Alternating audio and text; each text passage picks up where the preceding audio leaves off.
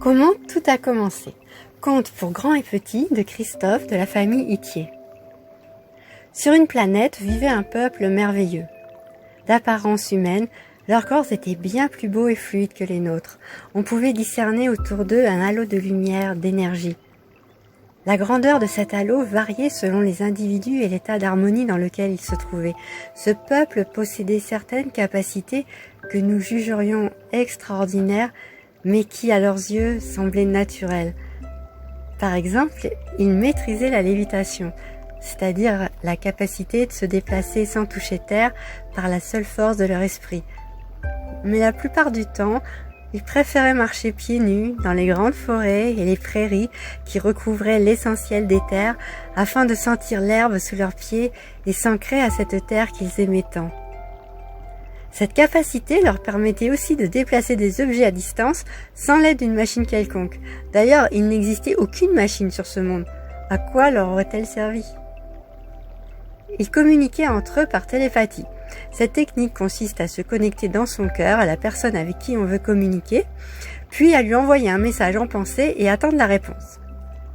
La télépathie leur était très utile pour contacter les esprits de la nature, dévas, fées, salamandres, gnomes, dragons, tous les esprits qui œuvrent au sein de la nature et assurent son harmonie. Chaque individu était en communion avec ses esprits. Ce partenariat s'avérait plaisant, mais aussi nécessaire à la survie de ce peuple, car leur niveau de conscience, bien qu'élevé, n'était pas suffisant pour leur permettre de vivre en totale autonomie. Les esprits secondaient les humains de différentes manières. Par exemple, il suffisait lors d'une promenade dans les bois qu'un individu ait soif pour qu'une ondine, esprit de l'eau, capte sa pensée et vienne jusqu'à lui pour le guider à la source la plus proche. Se perdre dans la forêt s'avérait impossible. Une fée veillait toujours sur vous, vous indiquant le chemin le plus agréable à suivre ou un endroit pour dormir.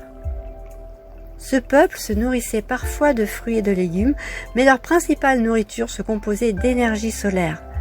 Tous les matins, à l'aube, assis face au soleil, ils recevaient par les yeux le spectre entier de la lumière du soleil, régénérant et nourrissant le corps à tous les niveaux. Les fruits et les légumes, c'était uniquement pour le plaisir des sens. Il faut dire aussi que ces derniers poussaient à profusion tant la nature était généreuse et le climat agréable. Les sylphides, esprits de l'air, les gnomes et les ondins y veillaient avec soin. Régulièrement, ces humains se réunissaient par petits groupes sous des arbres millénaires pour échanger leur expérience de vie, proposer des actions collectives ou régler divers problèmes. Ils n'utilisaient la parole que pour chanter. Communiquer était bien plus rapide par télépathie. Les mots et les sentiments cachent souvent bien des choses que la télépathie dévoile. Pendant ces rencontres, ils allumaient un feu en souvenir de l'ancien temps et en hommage à l'esprit du feu de qui dépendait toute vie. Pour ce faire, ils demandaient à une salamandre de se placer en dessous d'un tas de bois mort et de le chauffer jusqu'à ce qu'il s'enflamme. Ce peuple-là n'avait pas le sens de la propriété. Les magnifiques constructions que l'on rencontrait çà et là répondaient au désir qu'avait ce peuple d'exercer ses talents créatifs ainsi que d'assurer un abri pendant les jours de pluie. Tous pouvaient disposer de ces lieux. La télépathie permettait de savoir rapidement où trouver un endroit, une place libre. Ces humains étaient très curieux. Ils aimaient bien se rendre sur un lieu pour y séjourner quelque temps et s'imprégner de l'esprit créatif qu'il avait conçu, puis ils le quittaient, enrichis de leur découverte. Habituellement, ils dormaient à la belle étoile, là où leur pas les avait conduits, choisissant avant de s'endormir le système solaire ou l'étoile qu'ils iraient visiter durant la nuit. Il faut dire que leur capacité à se projeter consciemment hors de leur corps physique dans leur sommeil leur permettait de voyager à la vitesse de la pensée et visiter de nombreux mondes plus ou moins étranges. Il n'y avait pas de gouvernement sur cette planète. Chaque individu restait maître de sa vie. Les plus avancés aidaient, si besoin, les autres dans leur évolution pour la seule joie du partage. Vraiment, l'harmonie régnait sur cette terre. Nul ici ne connaissait la peur. Pourtant, cela n'avait pas toujours été ainsi. Il n'y a pas si longtemps, ce peuple n'était pas du tout, mais alors pas du tout comme cela. D'ailleurs, il n'y avait pas un peuple, mais plusieurs. qui ne s'entendaient pas très bien. Il faut dire qu'à cette époque, la peur était omniprésente et siégeait au sein des sociétés qu'avait construites l'homme. Quand un humain naissait, on lui faisait vite comprendre qu'il n'était pas libre, qu'il devait obéir à des lois que d'autres humains avaient décrétées avant lui, sous peine d'être exclu du groupe. On lui disait que la terre sur laquelle il marchait appartenait toujours à quelqu'un et qu'il fallait sa permission pour la fouler du pied, que sa vie il devait la gagner, ce qui était en soi un concept étrange vu que la vie il l'avait déjà. On lui expliquait alors que ce n'était pas la vie elle-même qu'il fallait gagner, mais la capacité à la préserver, à survivre en gagnant de quoi la nourrir et la protéger. À cette époque, on considérait la mort comme le contraire de la vie, ce qui était bien embêtant car du fait que la mort était inéluctable et pouvait survenir n'importe quand, les hommes vivaient constamment. La peur avait donné lieu à des comportements aberrants et créé des sociétés inhumaines où la plupart des êtres étaient malheureux. Beaucoup cherchaient dans l'alcool, la drogue, le sexe, les jeux, le virtuel, à échapper pour un court instant à leur vie de misère. Les plus désespérés allaient jusqu'au suicide. La peur de perdre sa vie faisait qu'en réalité on la perdait vraiment à s'enfermer dans toujours plus de sécurité. C'était une vraie histoire de fou. Pour pallier ce problème, les hommes inventèrent les dieux. Puis un dieu pour les aider à aller mieux. Mais ce dieu-là avait aussi des problèmes. C'était un dieu craintif. Il craignait de ne pas être aimé, que les hommes ne suivent pas à la lettre ses bons conseils. Ça le mettait alors en colère et il les maudissait de tous les maux. Bref, ce dieu-là était un bien petit dieu, à l'image des hommes, et ces derniers commencèrent à s'en lasser. Ils le remplacèrent par un nouveau dieu, nommé la science, qui promettait à tous bonheur, santé et prospérité. Pour la prospérité, cela marcha assez bien pour certains. Une partie des hommes bénéficièrent d'un plus grand confort au détriment de l'autre partie. Pour la santé, le bilan était plutôt mitigé. Si les techniques de soins évoluaient, les maladies, elles, devenaient légion. Allergies, stress, paranoïa, maladies mentales et auto-immunes touchaient une personne sur 3. Certes, on mourait plus vieux, mais dans quel état? Quant au bonheur, n'en parlons pas. Il suffisait d'observer les gens dans les rues pour se rendre compte qu'il y avait encore beaucoup de chemin à parcourir. Pourtant, ce n'était pas faute d'informer les citoyens à coups de panneaux publicitaires que les fameux objets censés procurer le bonheur étaient à leur portée moyennant une certaine somme. Bref, là aussi, ce n'était pas une réussite. Faute d'avoir échoué à rendre les hommes immortels, la science se proposait de les cloner ou de fabriquer des organes en veux-tu en voilà pour remplacer ce qu'une vie d'excès avait détruit. Question gouvernement, les personnes au sommet du pouvoir faisaient de leur mieux pour y rester en entretenant la peur au sein de la nation. Fidèles à la maxime « diviser pour mieux régner », craignant de perdre leur place et par la même occasion l'estime qu'ils se portaient, car il faut le souligner, ces gens-là avaient un très très grand besoin de reconnaissance. Ils étaient prêts à tout pour garder le pouvoir. Les plus peureux et malhonnêtes gouvernant les autres, les humains n'étaient pas sortis de l'auberge. Heureusement, un événement heureux apporta le salut à ce monde perdu. Une personne, dans un excès de lucidité, réalisa que tout ce qu'on lui avait appris depuis qu'elle était petite était un énorme mensonge. Cette révélation changea toute sa vie et par la suite celle de ses congénères. Cette personne s'appelait Guylaine. Elle était médecin et vivait au Québec, dans la belle ville de Montréal. Suite à une expérience spirituelle, elle prit conscience qu'elle n'était pas ce qu'elle croyait être et que sa nature profonde et primordiale était illimitée, infinie et immortelle. Que le personnage qu'elle incarnait était simplement un rôle comme on peut en avoir au cinéma ou au théâtre. Elle sut alors qu'elle avait endossé, durant son long voyage, une infinité de rôles différents auxquels elle s'était à chaque fois identifiée. Que ces rôles successifs lui avaient permis de prendre conscience et d'expérimenter dans le présent une partie de son infini potentiel, et que cela était parfait. Elle réalisa aussi que ce que l'on appelle la mort est une porte donnant sur un espace vibratoire plus élevé, plus lumineux, un monde où le temps se déroule autrement, où l'âme peut se reposer et comprendre pleinement l'expérience vécue sur Terre avant de s'incarner à nouveau, si elle le désire, dans la matrice de la matière. Elle comprit ce jour-là beaucoup d'autres choses, qui seraient trop longs à raconter ici. Le résultat de cette expérience d'éveil, quand elle prit fin, fut que la peur avait disparu de son esprit. De quoi aurait-elle peur maintenant qu'elle se savait immortelle et illimitée? Toutefois, malgré cette révélation, elle n'en demeurait pas moins humaine, avec des limites liées à son incarnation. Il n'est jamais simple, une fois ce type d'expérience passée, de retrouver sa condition habituelle. Certes, elle n'avait plus ses peurs et sa compréhension de l'univers avait profondément changé.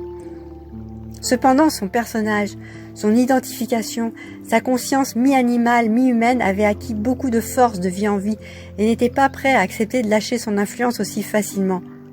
Elle disait « Comment ça, moi, Guylaine, médecin, mère de 3 enfants, moi qui ai eu tant de joie et de peine dans ma vie, alors tout cela c'est du vent, cela n'existe pas vraiment, c'est un masque, une fausse identité. Ah, mais cela ne va pas se passer comme cela. C'est que j'existe, moi, madame, et je n'ai pas envie qu'on me pose là comme un vulgaire panier. » Après ce type d'expérience, on se retrouve souvent dans la situation suivante. La partie en vous qui a accès à un niveau de conscience supérieur voit tout ce qui l'entoure comme une partie d'elle-même, ou, pour être plus juste, se voit comme une partie d'un grand tout et ne connaît que l'amour, la joie, la paix. L'autre partie, le rôle que l'on joue inconsciemment, se sent seul, lui, séparé de tout, et automatiquement craint pour sa survie. À partir de là, commence un processus qui consiste à faire descendre les vérités et la lumière de la conscience supérieure dans la conscience inférieure, plongée dans l'obscurité. Il faut, pour ce faire, que votre mental, votre vital et votre corps acceptent de se mettre au service de votre âme et l'incarnent dans le rôle qu'elle a endossé. Ce n'est pas une mince affaire, car votre mental, votre vital, tout comme votre corps, ont leur mot à dire, des habitudes qui traînent depuis longtemps. Si vous dites à votre corps « Tu n'as plus besoin de vieillir et de mourir à présent, car tu es une émanation de mon âme », il va vous dire « Eh oh, c'est pas du tout ce que mon expérience me dit, regarde mes blessures, les maladies que j'ai eues, etc., etc. » Et pareil pour le mental et le vital. Ce processus prend du temps. L'effort consiste à laisser la conscience divine faire son boulot, en s'abandonnant à elle. Guylaine commença donc à calmer son mental, à le rendre silencieux quand elle n'en avait pas besoin, puis à ne voir la vie que sous son aspect positif. Comme elle savait qu'elle créait l'histoire de son rôle à partir des pensées, sentiments qu'elle projetait, elle n'avait aucun intérêt à penser négativement. Elle rassura donc toutes les parties en elle qui avaient encore un peu peur et décida de mettre de côté dans sa vie sociale tout ce qui ne correspondait pas à son sentiment profond. Elle commença avec les assurances.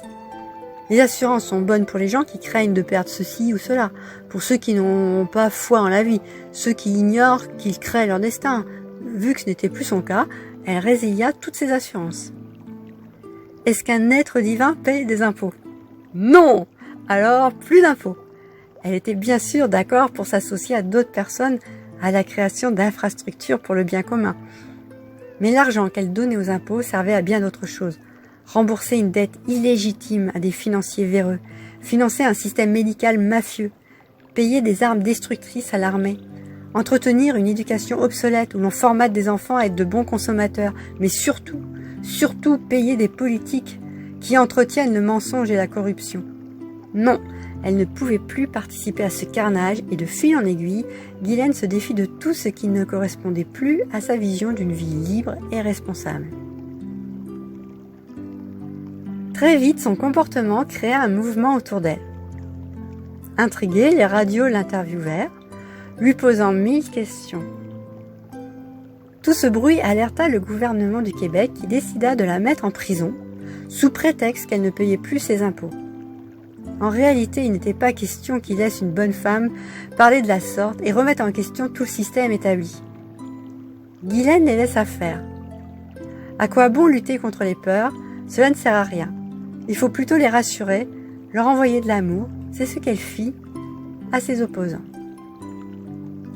Ces derniers étaient bien embêtés car ils ne savaient pas vraiment quoi inventer pour la garder enfermée. Elle n'avait rien fait de mal. On l'accusa de terrorisme verbal.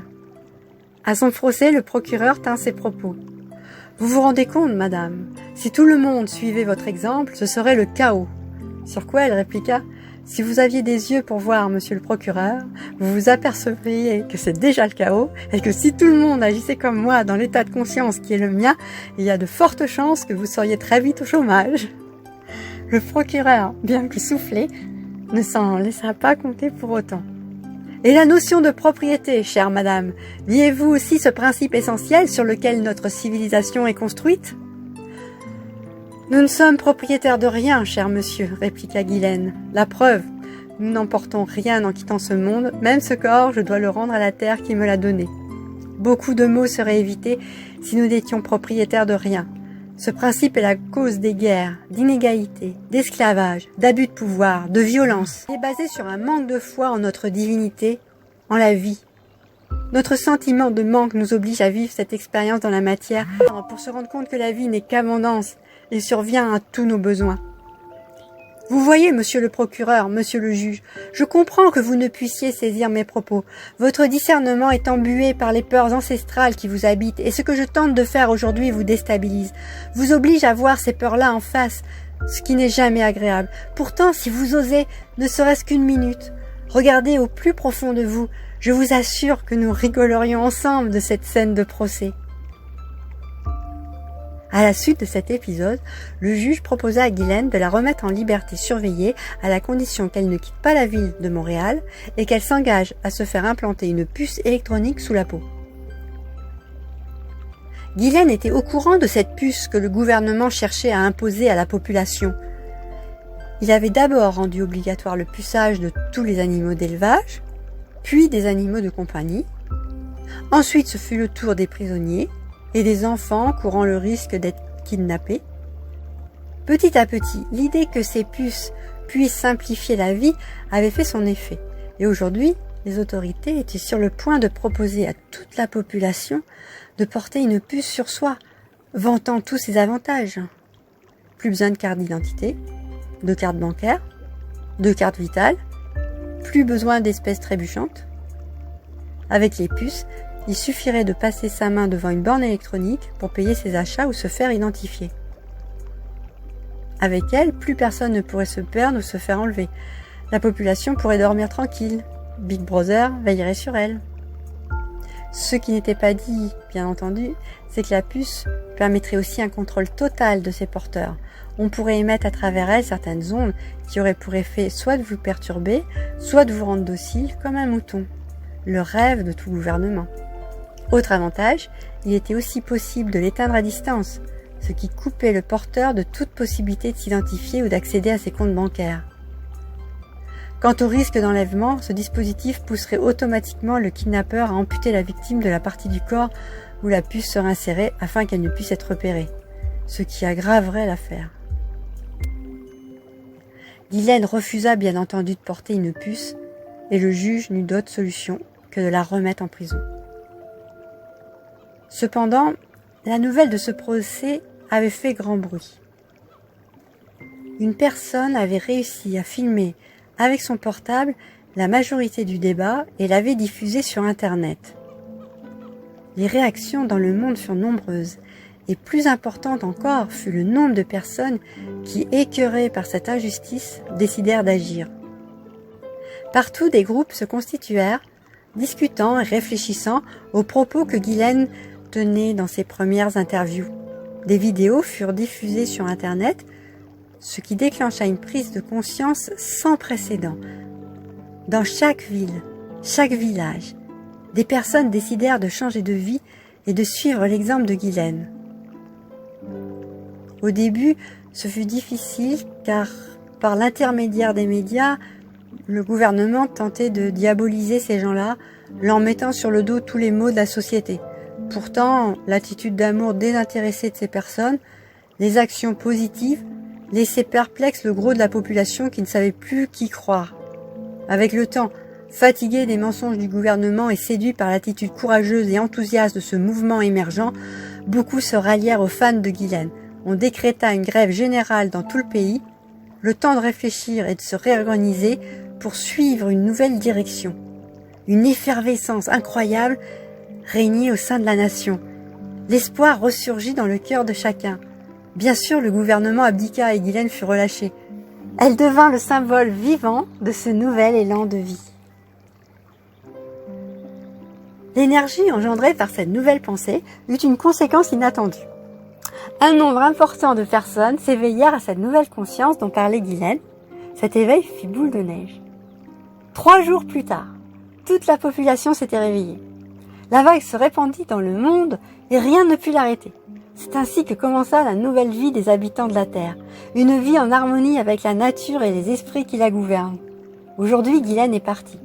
Elle a quitté la Terre pour un autre monde, une autre histoire, mais dans les mémoires de tous vit son souvenir, le souvenir de celle qui déclencha le plus grand cataclysme de tous les temps, l'effondrement de l'Empire égotique, celle qui présida à l'avènement de l'âge d'or, l'âge où l'un se reconnut dans le multiple et le multiple dans l'un.